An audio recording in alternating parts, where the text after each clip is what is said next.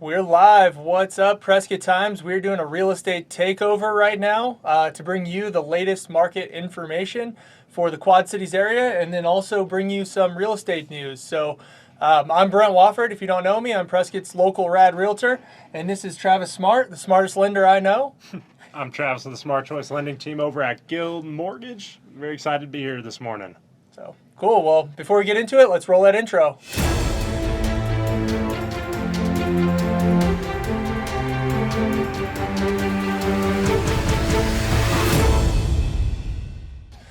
Today we're going to talk about, like I said, real estate stats for the Quad Cities area, dive into a couple more real estate stats for Prescott. But before we do that, let's get into real estate news and kind of get an idea of what's going on in real estate as a whole. So that's why Travis is here today, because Travis is a lender. I'm a realtor. He handles the finance side of things. I handle the selling, the buying, all that stuff that comes with opening doors and delivering keys. Hey, that's the good cop. This is the bad cop, and that's just how it goes. So, well, let's dive into some real estate news, man. I mean, you're more in tune with the markets than I am. I'm more in tune with the inventory side, but you've got the market side. So what can you tell us? So obviously there's a lot of different things that the news is saying. First, I wanted to kind of start with just a little bit of education. So essentially the definition of inflation, which is a big topic, is too many dollars chasing too few of goods, right? So during COVID, what was happening? They were getting stimulus checks, pumping a lot of money into the economy, but there was also supply chain issues, right? Mm-hmm. So what did that do? It drove prices of different things up, right? Well, yeah, they wouldn't let it. They were locking us down and scaring people, and sellers didn't want people in their house because they didn't want to get COVID.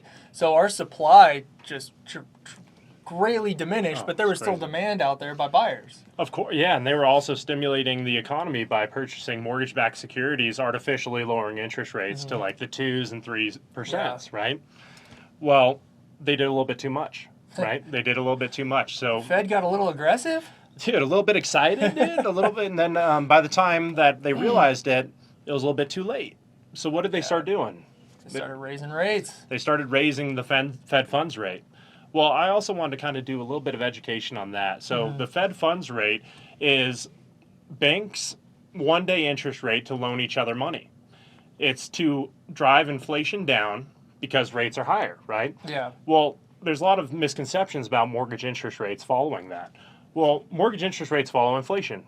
What are they doing by raising the Fed funds rate, trying to drive inflation down? So inversely, actually what they're doing is helping mortgage interest rates. It's hurting the personal loans, the credit cards, revolving credit, and auto loans. Yeah. But the goal is to drive inflation down. So is that why we saw interest rates for homes spike so much quicker than what the Fed was raising their funds rate at? That's exactly right, because inflation had gone a little bit out of control. I mean, they kind of called it transitory, and then that was a very, very long transit, right? Yeah.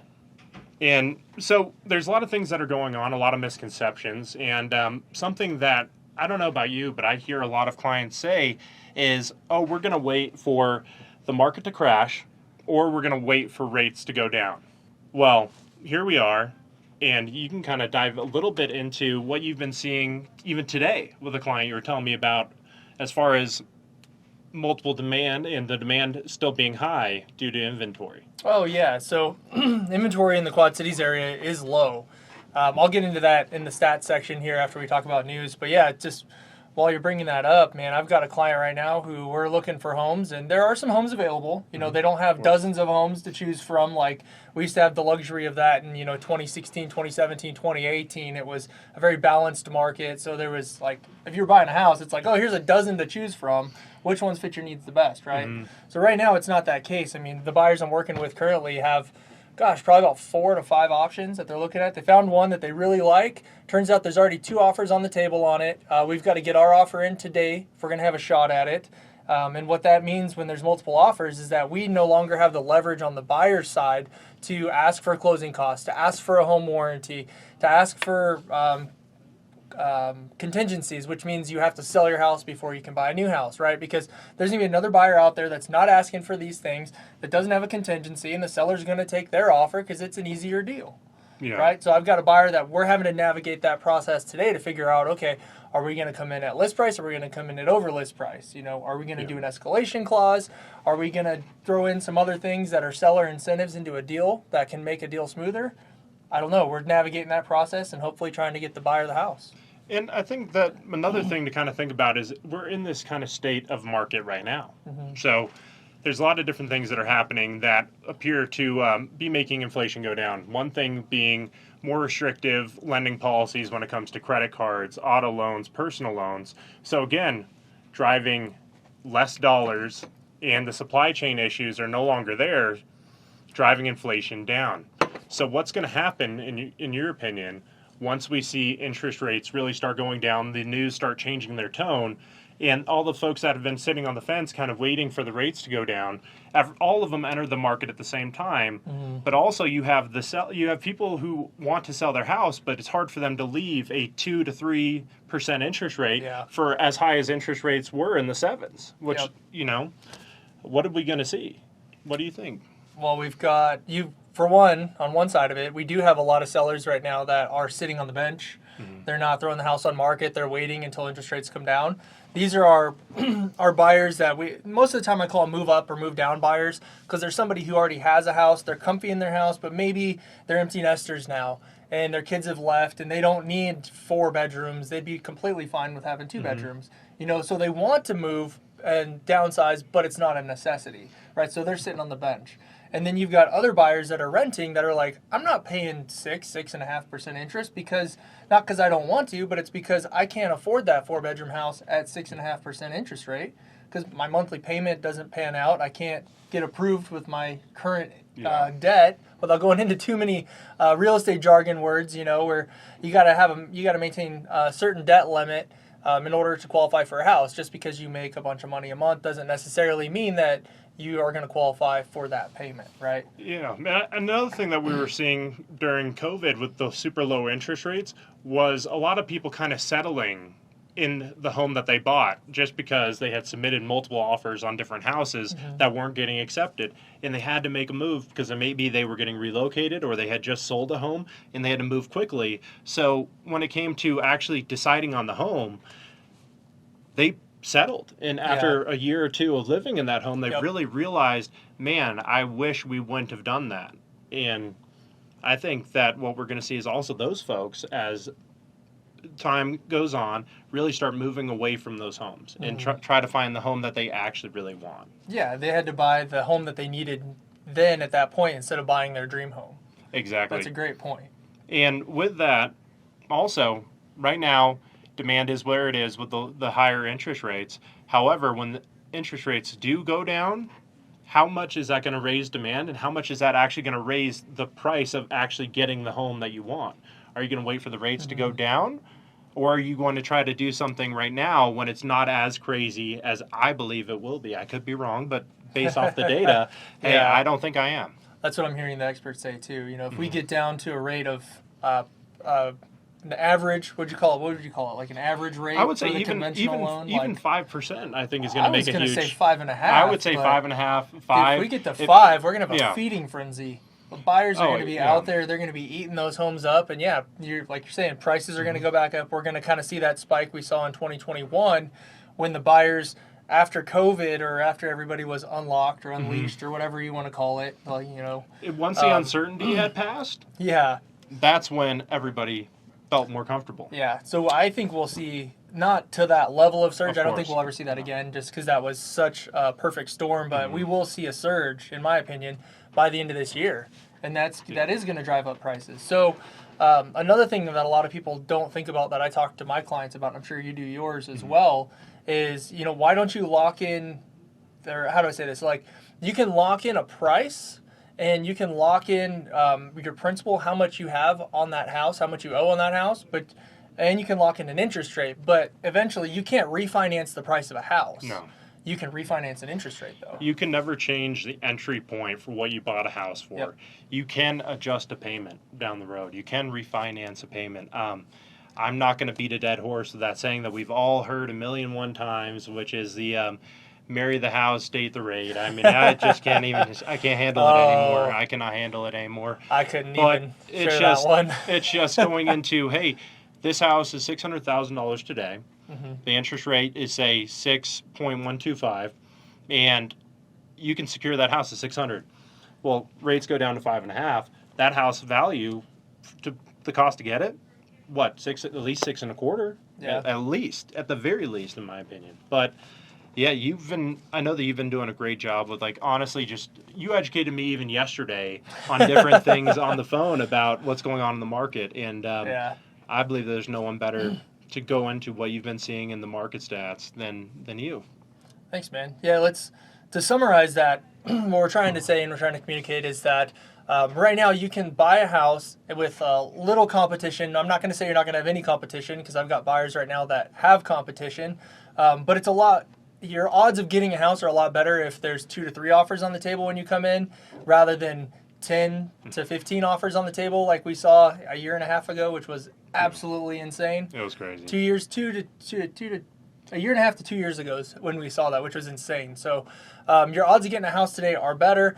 And then, like we're talking about, you can always refinance that rate to drop your payment later if interest rates do come down, which the experts are predicting that. However, no one has a crystal ball. No one knows what's going to happen in the world tomorrow. There's all kinds of things that could happen that affect interest rates in the short term that we don't know or we can't see in a crystal ball, right? So, but just to say, yeah, in summary, lock your price in now, buy a house now if you have the means, if you have the ability, and then refinance when there's a lower interest rate. If that's in a year from now, 2 years from now, 3 years from now, 5 years from now, no one knows. But when it gets lower, you can always do that, because you can't change the price at which you buy the house for. And if you wait 6 months to 12 months, that same house might be $50,000 more. Exactly. And then was that couple $100 a month and a little bit higher interest rate worth that much money in equity? Yeah. So what else news-wise are we seeing? So, I mean, Fed's been. Oh yeah. They've raised. The last time they raised rates was a quarter point, right? Which obviously that kind of had an inverse effect on mortgage rates, which was cool to see. Mortgage rates actually came down after Jerome Powell and the Fed announced that. Yeah, and a lot of what is impacting interest rates is not necessarily them raising it, which it does have an impact, but it's also what he's saying, right? Yeah. What Jerome's saying. He just said recently, hey, they could see themselves raising it another quarter of a point between now and the end of the year, versus their tone before, which was, we're going to raise it until we get to our 2% number, like, which was there was no end in sight, and that's brutal. Man. But what we've been seeing is, even today, I looked at the market today, and today is the lowest point that the 10-year Treasury has been at in the last 6 months. So as the 10-year Treasury goes down, typically mortgage-backed securities that interest rates follow go up, which means rates go down. So you see a stock go up, it's good. You see mortgage-backed securities go up, it's good. So we're seeing that already impacting interest rates. Interest rates in the last month and a half have gone down at least 0.5%. I mean, just since everything's happened. And, I know that there's a lot of fear out there, but the other thing is what we're seeing with foreclosures as a whole. They're at one of the lowest points in history, period. End of story. Yep. It's not 2008, 2007 all over again. Yeah. Absolutely not. Cool. Yeah, let's dive. I was trying to say dive into some local stats, right? Because we're here in Prescott. We're in the Quad Cities. Let's look at what's going on in the Quad Cities. So I've pulled up a market summary here. This is looking at the data through the local MLS. So I'm not looking at Phoenix. I'm not looking at the rest of Arizona. I'm just looking at the Quad Cities. A couple of things that we like to look at is, first of all, is active listings. So as you can see on the graph here, if you follow my cursor, it's this blue line. And this is showing me that we're actually getting less and less listings on the market. And that's been since September of last year, right? So year over year, we do have a significant increase in the number of listings. But right now, as of the end of March, there was 892 residential homes on the market in the Quad Cities area, which is down. That's down for us. So obviously you can see in the graph. To show you how that relates to sales, there was 288 residential homes that sold in March, right? So there's a lot more on the market than there is that actually sold, which is good. That's what we want to see. We actually, for a healthy market, we want to see somewhere between 4 to 6 times the number of sales for houses that are on the market to choose from, right? So that's basically saying every buyer that bought a house in March, it would have been ideal if they would have had somewhere between 6 and 8 homes to choose from that they weren't competing with somebody else on. But that's not the reality. As we talked about earlier, there's a little competition going in the market, and that goes back to your traditional supply and demand. I'm not going to bore you with an economics lesson here, right? Even though I definitely could. I'm a bit of a nerd when it comes to the to the numbers, but I'll keep it relative for you. But just think of it this way, supply and demand, the way it works, if you're not familiar, is the more houses that are on the market, that means that there's more supply of homes. That means that buyers have more to choose from if you're buying, and that means that you can come in with a better offer on a house because there's less demand for that supply. Now, the opposite of that is if there's not enough homes on the market, then you've got multiple buyers that are putting offers in on the same home, like we talked about the client that I'm working with right now. And then that means you're not going to get as good of a deal. You don't have as much negotiating power as a buyer when it's that market. So based on these numbers and the rate of supply versus demand, these numbers are telling me that we are still technically, by a number standpoint, by a stat standpoint, we are still in a seller's market in this economy, even though rates are high. And that's because the supply hasn't shot up like we expected it to. And a lot of like what you were talking to me about yesterday, it was, the number of listings may be a little bit higher than it was a year ago today, but it's not because there's more listings coming onto the market. It's because of the days on market. So say you're waiting for that perfect home, you're not going to see that house come on. Travis hit the nail on the head with that. So let's dive on to days on market, right? So this is the graph here. It says days on market. As of the end of March, I'm trying to get it to give it to me. It's not popping up, but it was just over 70 days on market, and you can see on the graph, this is the highest we've been in the last year. A year ago, we were below 30 days for a house to be on. When we say on market, what that means is from when it goes into the MLS, it's got the sign in the yard, to when there's a contract in escrow, right? So that's the time that it's available for a buyer to write an offer on it and to buy it. So even though days on market is pretty high, that's sky high right now. Our inventory really is not reflecting that. And the other thing as well is obviously take into account the weather that we've had this year as well. That's true. A lot of snow. We've had a little bit more snow than we normally have. I would say a lot more snow than we've normally had. It's not necessarily that it's a lot more volume. It's just more consistent, more occurrences of it. But and the other side of that is how many people have been waiting for things to warm up, which we saw this last weekend. It was gorgeous. It was absolutely gorgeous. So the next stat I want to dive into before we fall asleep, I swear I'll be done with the stats soon, but super important to talk about this, and that's sold median price, right? The actual sales price of the homes that are closing escrow, not what sellers are wishing they would get for their homes, but the ones that buyers are actually buying. We had a significant jump in March from February. So in March, the number was at 477,000, and this is for the Quad Cities area all combined, right? This is what we're looking at, is the Quad Cities area. So if you have questions on specifically Prescott Valley, Dewey, Humboldt, Chino, Paulden, get a hold of me. I'll be happy to hop on a Zoom call or a phone call or email you, any stats that you're looking for specifically. But right now we're just going to cover the Quad Cities area as a whole. 477,000 for the median sales price in March, and that is up from 447,000 in February. Wow. Any thoughts on that? Why we would see a price jump that significant in 1 month?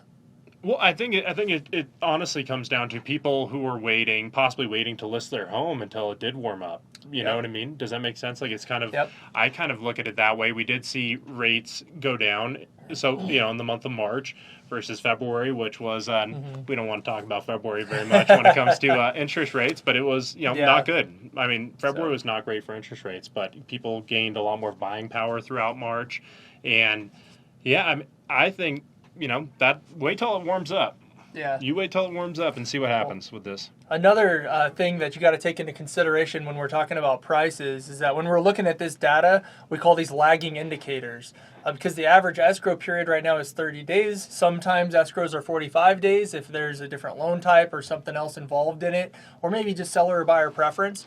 So these prices that we were seeing in March that were closing was a direct result of homes that were going under contract in January and February. Let's bring San back in here. Hey, San. Got any real estate market questions before I dive into the stats? Well, I tell you this much, man, just looking in, and also, I'm not a big fan of the news. Unfortunately, there's something that you have to watch in order for you to go ahead and be up to date with what's going on. So all of your education, information right now is actually really educating. But I do have a question. We are obviously in some different times, and we're looking at different things all over the board. I mean, not even just in America, but all over the world. So when you guys start talking about the current state of the economy, what are we thinking about when it comes down to the actual dollar? Knowing that the dollar is actually, it's the world power of, currency. What happens if some things like that change? What do you suggest as two powerhouses in the real estate industry? What do you guys suggest as for any of our viewers watching? That's a great question. No, that is a great question. Big question. Well, yeah. Well, what I can speak to, and this is, if you look at any point on a calendar, and you look out 10 years previously or 10 years ahead when it comes to buying real estate, there is no point in which, if you looked at a calendar 10 years ahead, where somebody couldn't have sold the home and made a profit. There is no point in history where they couldn't have done that. You can't say that for the stock market. You can't say that for a lot of different things. But another thing is when it comes to investments, right? There's a lot of different things that impact the stock market. There's a lot of different factors that impact that. Well, just because we saw a lot of appreciation when it comes to real estate does not mean that the home values have to go down by any means. If you looked at the last 70 years, over 60 of them has seen appreciation and consistently. Mm-hmm. It doesn't, it's a very, in my opinion, it is one of the most secure investments you can make. Obviously, as inflation goes up, what does that do? That lessens the strength of the dollar. Yeah. So what they're doing right now with trying to impact inflation and drive it down strengthens what a dollar is, right?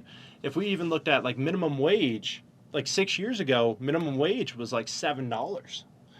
Since then, it's gone up over almost doubled in the amount. Yeah. I think it's $13.85 in the state of Arizona right now. I don't know what it is, but it's over $10 an hour. Yeah. Yep. So I know it's getting up there, that's for sure. Oh yeah. Yeah. So, well, another thing too is the strength of the dollar doesn't change what your mortgage payment is. And if you have a job and a career that's not commission based, it typically doesn't change how much you're going to make per month either. So having the strength of the dollar go up or down isn't going to increase foreclosures. It's not going to put more inventory on the market. It's not going to do the things that we see have a direct reflection on the real estate market. And something that Jerome Powell kind of has said a lot is he wants people to get pay increases, but he wants them to get pay increases in a fashion that supports his goal of 2% inflation, which means, hey, he wants people to get pay increases, but not more than what's going to support that, which we were seeing a lot of folks, espally 5 cents a year. Yeah, 5 cents a year. Oh, it's just because people need to make more money to keep up with inflation, and by the time they realize that how much inflation was, it's just too late. So it's just that scale where you're putting your jelly beans on it, and what's the right thing to do. Yeah. Mm-hmm. So, thanks for the question, Sam. Yeah, that was great, Sam. Appreciate it, man. No worries. I think that education is key, and people that are investing right now or not investing right now or whatever they may be doing, they definitely need to know where to put their money, because guess what? You got to be smart with Travis Smart. It's more than a name; it's a way of life. Yes, sir. That's what it's all about. A lot of information. So that's for sure. Yes, sir. That's what we're here for. So that wraps up. The stats. Like I said, I don't want to bore y'all too much, but if you do have any questions at all on the stats, please get a hold of me. Reach out to me. Sam will put my number up on the screen. There it is. There's my number. You can call or text me on that line, and we'll set up a time to, I've got an office in downtown Prescott. We can meet there, go over stats. I can do a Zoom call. We can do a phone call. We can do a FaceTime. You can send me a carrier pigeon, whatever's good for you. Yeah, definitely. I run those things. So, any questions on the stats, Sam? How do we get a hold of you, my friend? Oh. You can get a hold of us. You can DM us. You can call us, text us. A couple great numbers for us is 928-220-7673. My direct cell phone number, 928-848-1664. Be happy to answer any questions anybody has, help you out, give you any sort of insight that I have. And no, Brent's very, very knowledgeable as well. And obviously, I mean, we could have probably talked about this for hours, to be honest. Yeah. And San Martin, really appreciate you giving us the platform to speak about this. You are awesome. You're everywhere. It always amazes me whenever I see that you're somewhere on social media. I'm like, how is he two places at once right now? This is absolutely amazing. Really appreciate you. Technology is working for our benefits right now. So, also, you can get a hold of both of us on Facebook or Instagram. So we're both on there. Yeah. So, with that being said, guys, hey Brent, are you going to be doing this every week, or are you just found Travis for one day event? How's this going to work out? So this is actually, this is going to be episode 1, or starting a series that we're going to do. It'll be monthly, so keep a lookout for this. The first Tuesday of every month, we're going to come on here and I'll give you a market update on what's going on. All right, my friend. Well, I appreciate you guys. Thank you for coming through and giving everybody a smart tip. Hey, thank you, Sam. I appreciate you, my friend. Appreciate you. So with that being said, we're out of here. All right, catch you all next time. We out of here? We're Later. out of here. We're out of See you here. guys later.